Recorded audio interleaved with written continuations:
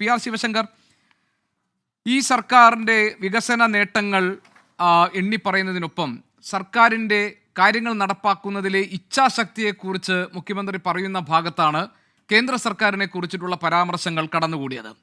അതായത് ഇപ്പോൾ ഈ വയനാട്ടിലുണ്ടായ ചുരൽമല മുണ്ടക്കൈ ദുരന്തബാധിതരുടെ പുനരധിവാസവുമായി ബന്ധപ്പെട്ട കാര്യമാണെങ്കിലും സാമ്പത്തിക പ്രതിസന്ധി, അതായത് ഈ കേരളത്തിന് വേണ്ടുന്ന അർഹമായ പലതും തടഞ്ഞു വെച്ചുകൊണ്ട് കേരളത്തെ കഴുത്തു ഞെരിച്ചു കൊല്ലാൻ ശ്രമിക്കുന്നു എന്നതിലടക്കം കേരളവുമായി സുപ്രീം കോടതിയിൽ കേന്ദ്രവുമായി ഏറ്റുമുട്ടുന്ന ഘട്ടം വരെ, അതിന് മുൻപത്തെ ഗവർണറുമായി ഉണ്ടായിട്ടുള്ള സ്വരച്ചേർച്ചയില്ലായ്മ, അതിന് പുറമെ കേന്ദ്ര പദ്ധതികൾ ഇപ്പോൾ ആരോഗ്യരംഗത്തൊക്കെ ബോർഡ് വയ്ക്കുന്നതുമായി ബന്ധപ്പെട്ടുണ്ടായ തർക്കങ്ങൾ, ഇങ്ങനെ തുടങ്ങി നടപ്പാക്കേണ്ടുന്ന പദ്ധതികൾ സംബന്ധിച്ച് ഇപ്പോൾ ഹൈവേ വികസനവുമായി ബന്ധപ്പെട്ട അതിൻ്റെ ക്രെഡിറ്റ് എടുക്കുന്നതുമായി ബന്ധപ്പെട്ട തർക്കങ്ങൾ, ഇങ്ങനെ ഓരോരോ ഘട്ടങ്ങളിലും കേന്ദ്രം ഇടപെടേണ്ടുന്ന സന്ദർഭങ്ങളിലൊക്കെ സംസ്ഥാന സർക്കാരിനെ ഇല്ലാതാക്കാൻ, സംസ്ഥാനത്തിന് വിരുദ്ധമായ താല്പര്യങ്ങൾക്ക് വിരുദ്ധമായ സമീപനം കേന്ദ്ര സർക്കാർ സ്വീകരിച്ചുവെന്നും അതിനൊന്നും വഴങ്ങിക്കൊടുക്കാതെ, ഇപ്പോൾ അതിന് പുറമെയാണ് ED റെയ്ഡുമായി ബന്ധപ്പെട്ട രാഷ്ട്രീയ ആരോപണങ്ങളൊക്കെ, അതിനൊന്നും വഴങ്ങിക്കൊടുക്കാതെ അതിനെ മറികടക്കുന്ന നേട്ടമാണ് ഈ സർക്കാർ കൈവരിച്ചിരിക്കുന്നത് എന്നതാണ് ഈ സർക്കാരിൻ്റെ ഇച്ഛാശക്തിയുടെ ഉദാഹരണമായി മുഖ്യമന്ത്രി കേരളത്തിന് മുന്നിൽ വെക്കുന്നത്. BJP ഈ അവകാശവാദങ്ങളോട് എങ്ങനെ പ്രതികരിക്കും? ഗോപികൃഷ്ണൻ, ഇതിൽ മുഖ്യമന്ത്രി മുന്നോട്ട് വെച്ചതിൽ ഭൂരിഭാഗവും അവകാശവാദമോ പൊള്ളയായ യാഥാർത്ഥ്യമില്ലാത്ത ഒരു നുണപ്രചരണമോ മാത്രമാണ്. അത് ഇതിൻ്റെ സത്യസന്ധമായി അദ്ദേഹം മുന്നോട്ട് വെച്ച ആശയങ്ങളെ അല്ലെങ്കിൽ അദ്ദേഹത്തിൻ്റെ ലക്ഷ്യങ്ങളെന്ന് പറയുന്ന കാര്യങ്ങളെ പഠിച്ചാൽ നമുക്ക് മനസ്സിലാവും. ഇപ്പോൾ ഗോപികൃഷ്ണൻ തന്നെ അത് രണ്ടാമതെടുത്തു പറഞ്ഞ ചില കാര്യങ്ങൾ നമ്മൾ ദീർഘമായി ചർച്ച ചെയ്താണ്. കേന്ദ്രം കേരളത്തിന് സാമ്പത്തികമായ ബുദ്ധിമുട്ടുണ്ടാക്കുന്നു, പ്രതിസന്ധി ഉണ്ടാക്കുന്നുള്ളത്. ഇത് താങ്കൾ സൂചിപ്പിച്ച പോലെ തന്നെ സുപ്രീം കോടതി പോയപ്പോൾ എന്തുകൊണ്ടാണ് ഞങ്ങൾക്ക് പറ്റിയ പരിഭവമില്ല, അല്ലെങ്കിൽ ഞങ്ങൾ വീണ്ടും നൽകാം, അല്ലെങ്കിൽ ഞങ്ങളുടെ ഡീറ്റെയിൽസ് തെറ്റാണ് എന്ന് പറഞ്ഞ് സുപ്രീം കോടതിയിൽ നിന്ന് അദ്ദേഹം പിൻവലിച്ചുകൊണ്ട് പോയല്ലോ. പ്രധാനപ്പെട്ട ഒരു അഡ്വക്കേറ്റ് തന്നെ, കപിൽ സിബലായിരുന്നു അന്ന്. അപ്പോൾ ഇത്തരത്തിൽ സംസ്ഥാന സർക്കാർ മുന്നോട്ട് വയ്ക്കുന്ന പല ആരോപണങ്ങളും കേന്ദ്രത്തിൽ നിർമ്മലാ സീതാരാമൻ്റെ മുന്നിലേക്കോ അല്ലെങ്കിൽ സുപ്രീം കോടതിയുടെ മുന്നിലേക്കോ പോയപ്പോൾ തെറ്റാണെന്ന് മനസ്സിലാക്കി പിൻവലിച്ച ചരിത്രമുണ്ട്. ഞാനത് ദീർഘചരിത്രം പറയുന്നില്ല, ഇവിടെ മറ്റ് ചില കാര്യങ്ങളോട് പറയാൻ ഞാൻ ആഗ്രഹിക്കുന്നു. അതുപോലെ തന്നെ താങ്കൾ സൂചിപ്പിച്ചതാണ് ഇവിടെ നാഷണൽ ഹൈവേയുടെ കാര്യത്തിൽ നിരന്തരമായി ഇത്തരത്തിലുള്ള, ഇന്ന് മുഖ്യമന്ത്രി വീണ്ടും അദ്ദേഹം പത്രസമ്മേളനത്തിൽ ഈ കാര്യങ്ങൾ അരക്കിട്ടുറപ്പിച്ച പോലെ വീണ്ടും പറയുന്നുണ്ടായിരുന്നു. അദ്ദേഹം ഞാനിവിടെ റഹീമാണെങ്കിൽ അത് പറയില്ലായിരുന്നു. എനിക്കിപ്പോൾ CPMൻ്റെ ഭാഗത്തുനിന്ന് വന്ന പ്രതിനിധിക്ക് ശ്രീ VPP മുസ്തഫയ്ക്ക് അതൊരു പക്ഷേ അറിയാത്തതുകൊണ്ടായിരിക്കാം ഞാനത് ഡീറ്റെയിൽ പറയാൻ ആഗ്രഹിക്കുന്നു. ഞാനതിൻ്റെ കോപ്പി ഗോപികൃഷ്ണൻ ഇട്ടും തന്നേക്കാം. 29/3/2023 ശ്രീ റഹീം ലോക്സഭയിൽ ചോദിച്ചൊരു ചോദ്യമുണ്ട്, 3288 നമ്പറിൽ ചോദിച്ച ചോദ്യമുണ്ട്. നിതിൻ ഗഡ്കരിയോട് അദ്ദേഹം ചോദിക്കുന്നുണ്ട്, ഇത് കേന്ദ്ര സർക്കാർ എങ്ങനെയാണ് ഈ ഫണ്ട് കൊടുക്കുന്നത്, അല്ലെങ്കിൽ മറ്റുള്ള സംസ്ഥാനങ്ങൾ എത്രയാണ് കൊടുക്കുന്നത്.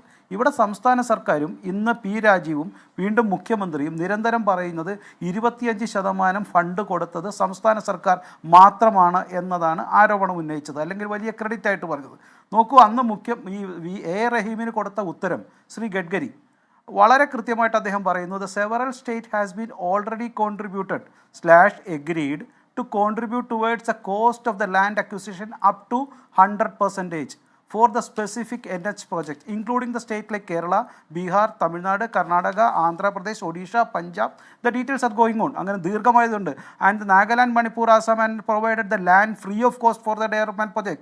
Madhya Pradesh state has been agreed to provide substitute land for the project. അപ്പോൾ ഞാൻ സൂചിപ്പിച്ചത്, ഇങ്ങനെ ഓരോരോ കാര്യം എടുത്തു കഴിഞ്ഞാൽ സംസ്ഥാന സർക്കാരിൻ്റെ ഓരോ പ്രതിനിധികളും നിരന്തരം നുണയാണ്, തെറ്റായ വാർത്തകളാണ് ജനം കൊടുക്കുന്നത്.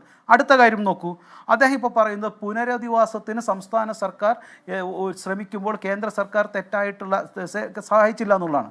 ഞാൻ ആ ഡീറ്റെയിൽ നമ്മളത് നിരന്തരമായി ചർച്ച ചെയ്തിട്ടുള്ളതാണ്. ഇവിടെ സംസ്ഥാനത്തിന് DYFI അടക്കം, യുവമോർച്ച അടക്കം, സേവാഭാരതി അടക്കം ധാരാളം വീടുകൾ നിർമ്മിച്ചു തരാമെന്ന് ഏറ്റിരുന്നു. ഞാനൊരു ഉദാഹരണം പറയാൻ ആഗ്രഹിക്കുന്നു. കേരളത്തിലെ ഒരു പ്രധാനപ്പെട്ട ഒരു അസോസിയേഷൻ, ഞാൻ പേരും കൂടെ പറഞ്ഞേക്കാം, സംസ്ഥാനത്തെ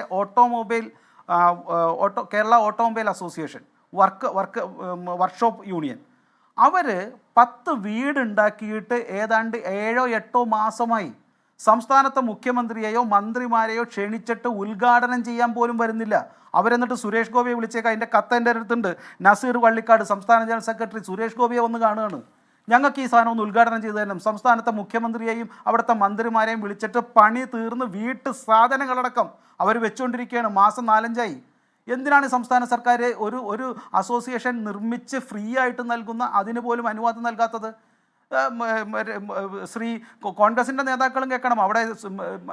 അവിടുത്തെ MP പ്രിയങ്കാ ഗാന്ധിയെ പോയി കണ്ടു, അവരും നിഷേധിക്കുന്നു. അപ്പോൾ സംസ്ഥാനത്ത് വികസനം ഉണ്ടാകുമ്പോൾ അല്ലെങ്കിൽ ജനങ്ങൾക്ക് എന്തെങ്കിലും സൗകര്യം ഉണ്ടാക്കുമ്പോൾ എന്തിനാണ് ഇവർ തകർക്കുന്നത്? അപ്പോൾ ഇതൊരു കാര്യം. 2, ഒരു വികസനം നോക്കുമ്പോൾ സാധാരണ അവിടുത്തെ കുട്ടികളെയാണ് ആരും ശ്രമിക്കുന്നത്. നമ്മുടെ വീട്ടിലാണെങ്കിൽ കുട്ടികൾക്കാണ് ആദ്യം ഭക്ഷണം കൊടുക്കുന്നത്. ആ കുട്ടികൾക്കുള്ള ഉച്ചഭക്ഷണം പോലും മുടങ്ങിയിട്ട് എത്ര നാളായി? പലപ്പോഴും മുടങ്ങിയില്ലേ? ഇനിയിപ്പോൾ പുതുതായിട്ട് തുടങ്ങുമ്പോൾ അത് കിട്ടുമെന്ന് ഉറപ്പുണ്ടോ? എത്ര പ്രധാന അധ്യാപകരുടെ ശമ്പളമാണ് ഇപ്പോഴും ഈ കുട്ടികൾക്ക് ഭക്ഷണം കൊടുത്തിട്ട് ഇല്ലാണ്ടായിരിക്കുന്നത്? പലരും കടം മേടിച്ചു കൊടുക്കുന്നു, നാട്ടിലിറങ്ങാൻ പറ്റുന്നില്ല ഉള്ള സംഭവം നമ്മൾ കണ്ടതല്ലേ. പിന്നെ അടുത്ത കാര്യം, ഞാൻ ഡീറ്റെയിൽ ആയിട്ട് കിടക്കുന്നത് തൊഴിലില്ലായ്മ ഇന്ന് ഇന്ത്യയിൽ ഏറ്റവും കൂടുതൽ ഈ സംസ്ഥാനത്തല്ലേ. 29.9% എന്നല്ലേ പീരിയോഡിക് ലേബർ ഫോഴ്സ് സർവേ അതിൻ്റെ പുതിയ സർവേയിൽ ഏർപ്പെടുത്തിയിരിക്കുന്നത്. ഇന്ന് ഇന്ത്യയിൽ ഏറ്റവും കൂടുതൽ ഈ സർവേ പ്രകാരം ഈ കേരളത്തിലല്ലേ തൊഴിലില്ലായ്മ ഉള്ളത്. എന്നിട്ട് പറയുകയാണ് കേരളത്തിൽ വികസനം ഉണ്ടാകുന്നു. നേരത്തെ ഒരു കാര്യം കൂടെ സൂചിപ്പിക്കുന്നു, നീതി ആയോഗിൻ്റെ സർവേയിൽ ഞങ്ങൾ ഒന്നാമതെത്തുന്നു എന്ന്. എന്നിട്ട് പറയുകയാണ് ഇവിടെ വികസനം വരുന്നു, ഈസ് ഓഫ് ഡൂയിങ് ബിസിനസ്സിൽ ഞങ്ങൾ ഒന്നാമതാണെന്ന്. പ്രിയപ്പെട്ട ഗോപികൃഷ്ണ, ഒന്ന് താങ്കൾ ചെക്ക് ചെയ്ത് നോക്കൂ. കഴിഞ്ഞ 3 വർഷമായി FDI ഇന്ത്യയിലേക്ക് വരുമ്പോൾ 1 രൂപയെങ്കിലും ഇന്ത്യയിലേക്ക് വന്നതിൽ സംസ്ഥാന സർക്കാരിലേക്ക് ഈ കേരള സർക്കാരിന് എത്തിയിട്ടുണ്ടോ? മഹാരാഷ്ട്രയും തമിഴ്നാടും കർണാടകയും അടക്കം ജാർഖണ്ഡും UPയും ഒറീസയും അടക്കം 5-10% ഇന്ത്യയിലേക്ക് വരുന്ന വലിയ ഓരോ വർഷവും ഓരോ $1 മില്യൺ ആണ് ഇന്ന് ഇന്ത്യയിലേക്ക് ഇൻവെസ്റ്റ്മെൻറ്റ് വരുന്നത്. ആ ഇൻവെസ്റ്റ്മെൻറ്റിൽ ഇത്ര 10-15 സ്റ്റേറ്റ് കഴിഞ്ഞിട്ട് പോലും ഞാൻ നോക്കിയിട്ട് ഈ കേരളത്തിൻ്റെ ₹1 പൊസിഷൻ കാണുന്നില്ല. PLI സ്കീമിൽ ഇതുപോലെ അപ്ലൈ ചെയ്യാത്ത ഒരു സംസ്ഥാനം കേരളമല്ലേ.